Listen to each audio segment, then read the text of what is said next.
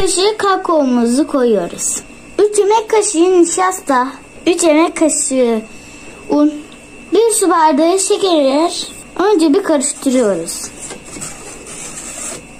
1 litre sütümüzü koyup tekrar karıştırıyoruz.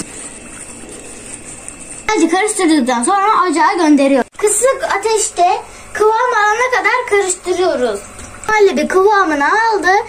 Şimdi vanilyamızı koyuyoruz. Biraz daha koyalım. Çikolatalarımızı koyuyoruz. Ocaktan alıp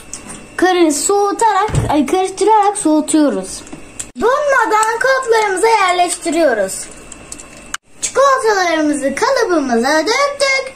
4 saat dolapta bekleyecek. 4 saat sonra tatlımızı dolaptan çıkardık.